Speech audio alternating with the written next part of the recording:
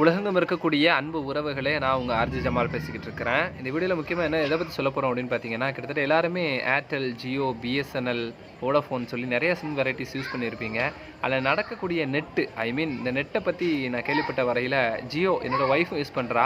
அவளும் சில நேரங்களில் சொல்லியிருக்கா, நீங்களும் ஏர்டெல் வச்சு இன்ஸ்டாகிராம் யூஸ் பண்ணுறீங்க, ஆனால் அதிகமான எம்பி உங்கள்கிட்ட போகிறதே இல்லை. நான் ஜியோ வச்சு யூஸ் பண்ணுறேன், அதிகமான நெட்டை வந்து அந்த ஜியோ கம்பெனி உறிஞ்சிக்கிட்டே இருக்கிறாங்க, நீங்கள் கண்டுக்கவே மாட்டீங்களா அப்படின்னு ஒரு பதிவு போடுங்கன்னு சொல்லியிருந்தாங்க. நான் அதை கண்டுக்கல. ஆனால் இப்போது என்னுடைய பள்ளி பருவத்தினுடைய நண்பன், அவனுடைய நெட்டு முக்கியமாக தமிழ்நாட்டு ரசிகர்கள் எல்லாருமே சென்னை சூப்பர் கிங்ஸ் அந்த ஆர்சிபி மேட்சை வந்து பார்ப்பதற்காக ரொம்ப எதிர்பார்த்துக்கிட்டு இருந்தாங்க. அதன் மூலியமாக சிறு சேமிப்பாக அந்த நெட்டை சேமித்து வச்ச நெட்டையும் இந்த ஜியோ கம்பெனி திருடிட்டு நீங்கள் 100% யூஸ் பண்ணிட்டீங்கன்னு சொல்லிட்டு ஒரு மெசேஜ் அனுப்பியிருக்கிறாங்க. ஆனால் அவர் யூஸ் பண்ணது 600 MP சில்லரை தான் யூஸ் பண்ணியிருக்கிறாரு. அந்த வீடியோவை என்னுடைய நண்பனே காமிக்கிறான். அந்த ப்ரூஃபையும் நீங்கள் பாருங்கள். பார்த்து முடிஞ்ச அளவுக்கு இந்த மாதிரி ஜியோ சிம்மை தவிர்க்கிறது நல்லதுன்னு நான் சொல்கிறேன்.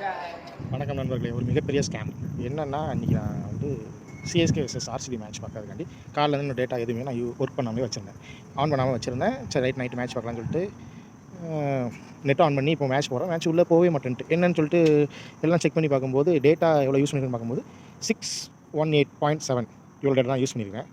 பட் ஆனால் கஸ்டமர் ஃபோன் பண்ணி சரி என்ன சொல்லி பார்க்கலான்னு சொல்லிட்டு நான் போனால் கஸ்டமர் கேர்க்குள்ளே எதுவுமே போக மாட்டேங்குது.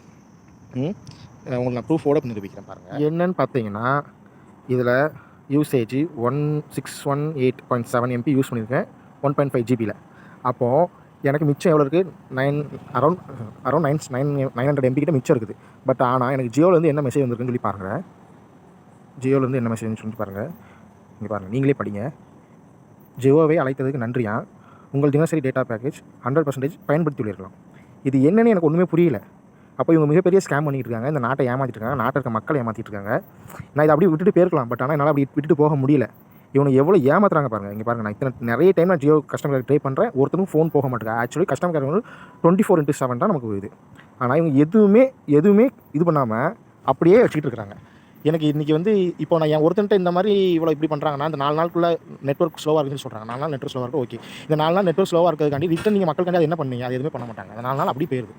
ஸோ இப்படி ஒவ்வொருத்தர்ட்டையும் 4 நாள்னா எவ்வளோ பெரிய கொள்ளையாக இருக்குது பாருங்கள். ஸ்கேமு, இந்த ஜியோனாலே ஸ்கேமுங்கிறத நம்ம மக்கள் புரிஞ்சுக்கணும். ஜியோ சிம்மை எல்லாருமே அவாய்ட் பண்ணுங்கள். ஜியோ சிம்மை அவாய்ட் பண்ணிக்கிட்டு நம்ம அதர் நெட்வொர்க்ஸ் எது நமக்கு பெனிஃபிட்டாக இருக்கோ அதை யூஸ் பண்ண சொல்லி நான் கேட்டுக்கிறேன்.